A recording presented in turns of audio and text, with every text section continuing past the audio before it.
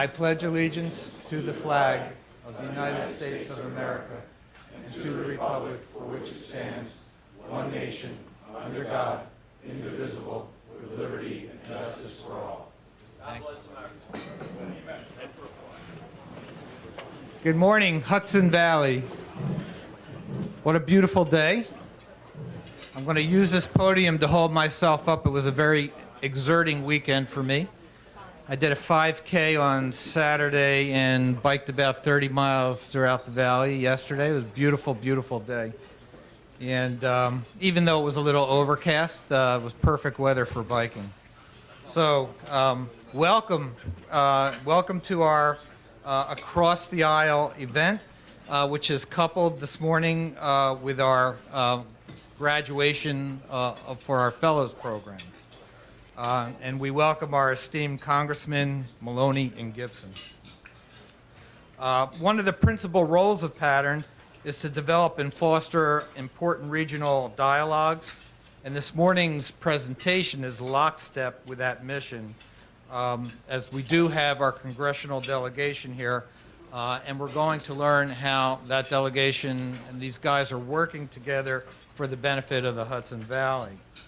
And then, and I hope you all are able to stay, we're going to be celebrating our fellow graduates.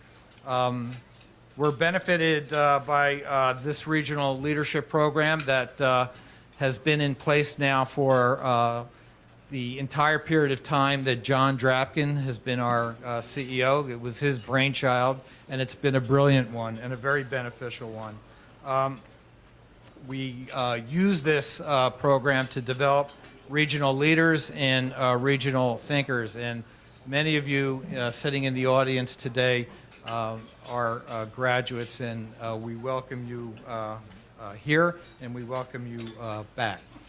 And finally, before I turn it over to John and we can get right to our program, I just want to acknowledge the Pattern board members who are present this morning and would ask them to please rise and be acknowledged.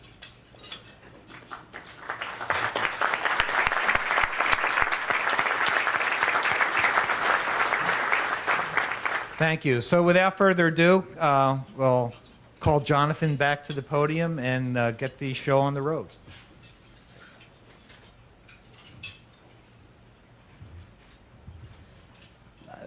Okay, so Larry gave you a sense of how this is going to work this morning, but first, every 10 years following the national census, the congressional lines are redrawn.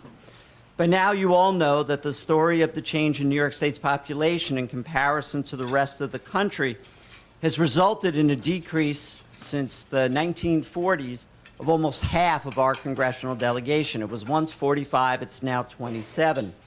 When the congressional districts were recently redone, the Hudson Valley was one of two areas of the state that witnessed the loss of one of their districts. We thought it was important to bring together the two congressmen who represent the portion of the valley, and we indeed are fortunate that both Congressman Gibson and Congressman Maloney have agreed to join us this morning. To be clear, this is not a debate, and it is not intended in any way to be partisan. In the aftermath of the Great Recession, and with events such as the devastating storms we have had in the past 2 years, we need, quite frankly, all the help we can get. So a conversation with the congressman is essential to the Hudson Valley's well-being and will be the first part of our morning. The second part of today's program is the graduation of our 6th class of our regional training program, the Pattern Fellows Program. And I'll have more to say on that, but understand that the two congressmen serve as sort of the keynote address, if you will, for the Fellows Program. Just before I begin, I'd like to thank our sponsors, Ulster Savings Bank and the Chazen Companies, for making this possible. And of course, I'd like to thank the Pattern staff at all of our events, Robin DeGroat, Barbara Greff, and Joe Chaika. So just before we begin, let me talk a little bit about the format for today's discussion. First, each congressman will be given an opportunity to make opening remarks and let them tell us what they believe their priorities are. Then we will, as time permits, go through a series of issues that we will ask each of the congressmen to comment on. However, before going to the next round of questions, I will take one question from the audience on that subject. So you know how we always leave it for the end, and it's almost like an afterthought? We're not going to do that. We're going to actually try to integrate the audience right into the questioning right as the event is going along. Now, I will preserve the right to ensure that that is a question that is coming and not a speech. We want to include the audience immediately, so with that, I'd like to invite both congressmen. I see Congressman Gibson here and Congressman Maloney. There he is.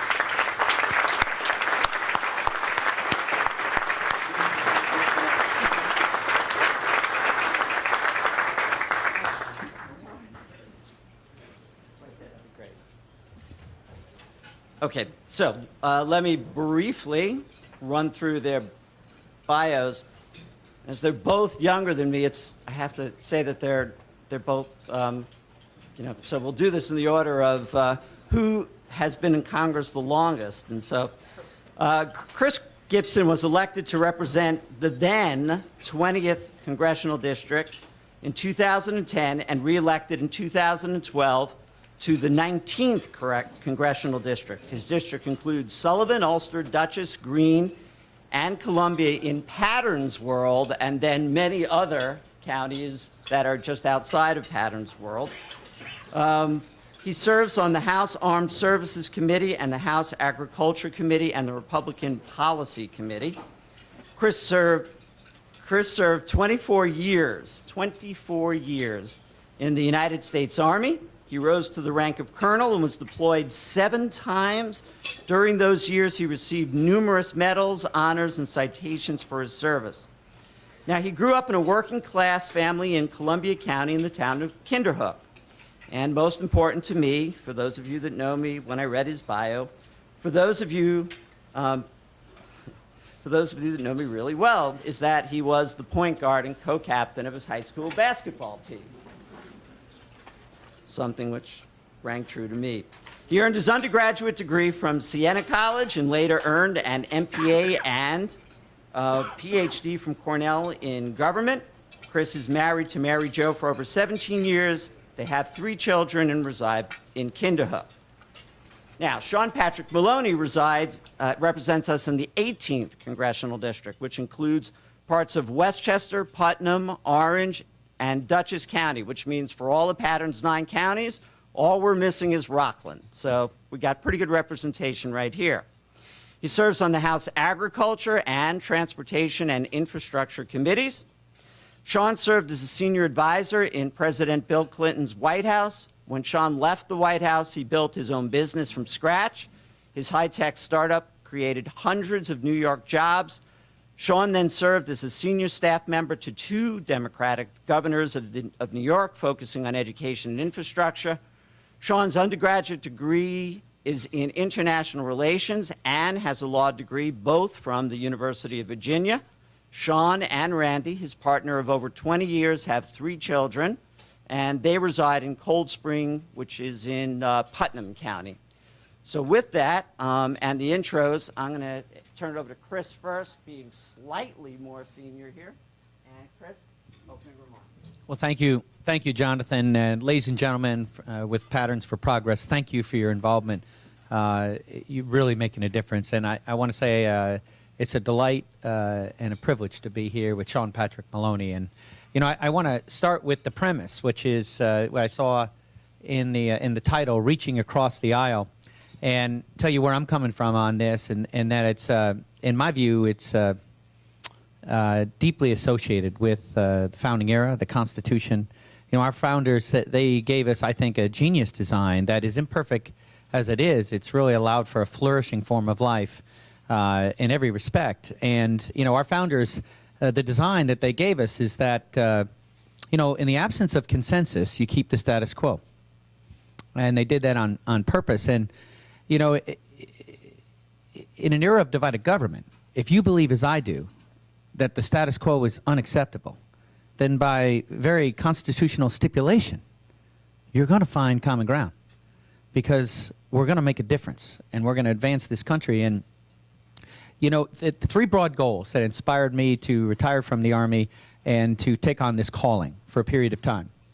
And number one is to grow the economy. And that is so that everyone gets a shot at the American dream.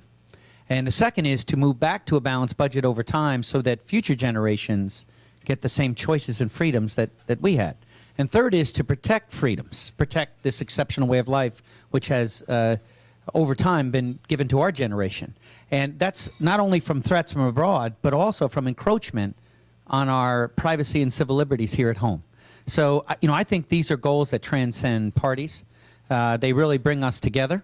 And I will tell you that Sean and I have been working closely. We're on ag together, and in every respect, in every opportunity, we're looking for ways that we can find common ground so that we can move forward. The Hudson River Valley, upstate New York communities. And I'm going to focus the balance of my remarks on that first goal. Although in the Q&A, if you want to go into any of these, I would certainly look forward to that. But job creation. I think the important thing I've learned over time, 49 years old, is self-awareness, is knowing where we're good now, where we do well now, and then looking to expand upon that going forward.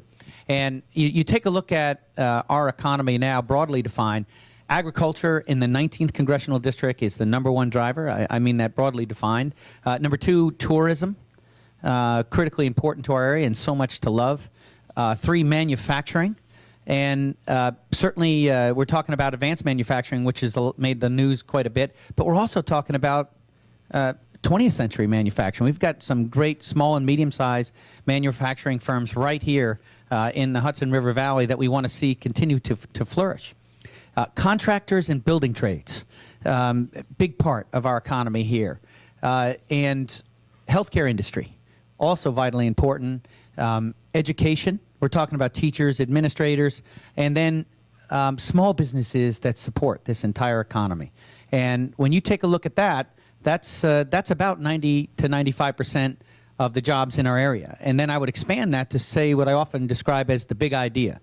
And the big idea really has to do with advanced manufacturing and the positional advantage that we have in upstate New York communities. And I'm pointing in particular to the first manifestation of that in Malta, in the Albany region, where we through a couple decades of investment in research and development, we now manufacture the most state-of-the-art semiconductor in the world. And that was not a gimme. That was not any. We earned that. We earned that by the hard work that are some of the finest minds in the world were involved in bringing forward that nanotechnology that allow us to do that. So seeing that proliferate, first of all, seeing that flourish, and then seeing that proliferate, I think there's a very real possibility that you will see those investments now move into the clean and renewable energy. We've got a very exciting project going on in the old Vico site in the town of Half Moon, where we're bringing together some of the same engineers and some of the same approaches that gave us, that helped manufacture this semiconductor, are now working on photovoltaics with a very ambitious goal of driving down the total cost of photovoltaics to 9 cents per kilowatt hour. And we have reason for optimism. We're successful there. It's going to revolutionize the way that we produce, convey, and consume energy. And, putting us in a positional way, just like AMD, later Global Foundries, moved to upstate New York. We're successful in this prototyping. You're going to see these photovoltaic companies move, and we will manufacture all throughout the Hudson River Valley, that corridor from New York City up to Albany and beyond. So, what I want to do is amplify a few of these points before I hand it over to Sean. And number 1, agriculture. We are this week, actually, as we're gathering, this week we're going to move across the floor in the House the Farm Bill, which has received a decent amount of coverage, some of which has actually, I think, been accurate, not all of it. And I may find myself defending Sean here at some point this morning in some of the questions. But let me just say that what we're looking to do in this Farm Bill is advance the rural economy. Yes, we call it the Farm Bill, but it has everything to do with the rural economy. And so we know we need to work on the safety net for dairy. We just came through last year a spike in the grain prices where we had hardworking dairy farmers that were working 7 days a week for us to lose money. And we're going to bring forward a marginal insurance framework that I think is going to make a big difference. We're advancing fruits and vegetables here in so many ways. We know that the insurance program right now has really been written for, in my view, I may be biased. I'm sure I'm biased on this, but it's really written for the Midwest and the West, for these farmers that farm thousands and thousands of acres of corn and wheat. And if you're a specialty crop grower like we have here in the Hudson River Valley, and quite frankly in the Northeast, you may actually work 3 different types of fruits and vegetables on the same field. You rotate it over time. So we need an assurance program that works for us. And we also saw after Irene and Lee, it wasn't working for us. The next piece of this is research. Research, we know there's a direct correlation between research and yield, and we believe that will continue the forward positive trajectory that we have going on in farming right now. And not for nothing, but Cornell Cooperative Extension, Cornell wins a lot of these grants, and we get the second order effect by having that in the bill. Beginning Farmer.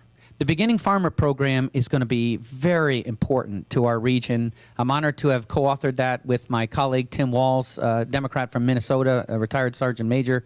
This helps us with access to land, the number one issue for our beginning farmers, access to land. And I want to say that we get incredible partnership with Scenic Hudson and the land conservancies all throughout the Hudson River Valley. Access to training.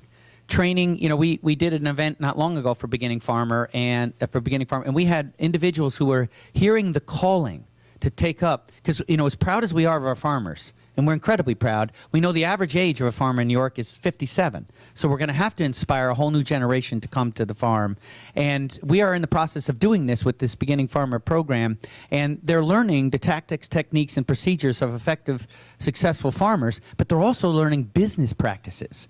And here we can actually leverage and bring together farming and manufacturing, because we have a manufacturers roundtable, Vince Cozzolino, Carl Myers, and others, that we can bring together business practices along with the very best in farming, and we, excuse me, we can help advance those mutual interests. Conservation programs are critically important. I mentioned ag and tourism, the number 1 and number 2 driver of our economy, and at the nexus of that is conservation. So let's continue to do well at that and look to improve. We have wonderful programs, the EQIP program, we have the Forest Legacy program, the Farmer Rancher Protection Program, and Dutchess County has done especially well on that, but really all the Hudson River Valley. So, you look at all these programs, we're advancing those in the Farm Bill, many more, but in the interest of time, I want to just emphasize that and say that Sean has been a great advocate for these programs. So I think even in these early months, he's really doing the people's business on that score. And there's more to say maybe in the Q&A, but this transportation bill we passed last Congress, MAP 21, it wasn't a perfect bill, but it was a decent bill. It was pretty good for upstate New York and pretty good for our country, and we're going to help get the Tappan Zee built with it. In our office, we were honored to be part of that and looking to advance that. We need to do a 5-year bill now, and hopefully we'll get that opportunity. Sean's positionally advantaged in one of his committees to make a difference on this. The Elementary and Secondary Education Act. Look, as well-intentioned as the No Child Left Behind may have been, in my view, we moved down the wrong path. And we've got to address that. We've got to stop the unfunded mandates, roll back the high-stakes, onerous testing regime that's upon us, because it's squeezing out the career and technical that is so vitally important. All that inculcation, inspiration, and education is going to be very important to all of our mutual endeavors, that career and technical training. So, and then let me close with veterans. This has been a passion, obviously. I have seen it starting as a private, rising to colonel, now retired and in our communities and working initiatives in the Congress. We did pass a good bill in 2011, the VOW Act, which is helping with job retraining. In education, we've got a good GI bill, but we really are struggling in terms of situational awareness. And we can learn from the National Guard. This is something that I've been partnered with my colleague, Peter Welch, a Democrat from Vermont, and we've been working on the yellow ribbon reintegration, where the National Guard does a very good job when folks come home of a very hands-on, knocking on doors and making sure that they understand the programs that are available to them, bringing that, showing the generalizability of that to our active duty servicemen and women coming back home. So whether it be education, training, healthcare access for our veterans, we're going to continue to make that a focus, because we think that's integral to the number 1 priority as well, which is job creation. So let me just say I'm honored to be here. It's great to be with my colleague, and thank you. I look forward to the Q&A. God bless.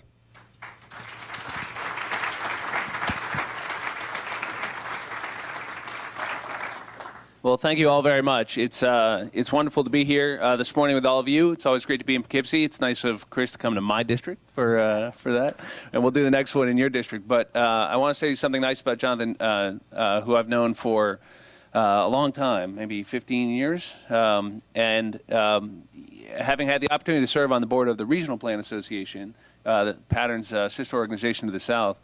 I know how important this organization is, the critical work it does in terms of thinking regionally, which is so important. I know how dedicated Jonathan is. I had an opportunity to recommend him for a role on a governmental commission when I was in the governor's office. I've got so much confidence in him. Heck, his wife's my lawyer. How about that for confidence? And it's just so full disclosure. So it's great to be here with a friend and a colleague and someone who I think does a lot to help us understand the region as an integrated unit. Along those lines, it has been my goal coming to the Congress as a freshman to stay laser focused on the reasons I believe people voted for me in November. That sounds basic, but I think a lot of people forget that simple lesson. What I heard all year was that people were sick to death of the fighting and squabbling and partisanship in Washington. They didn't understand it, and they think it had nothing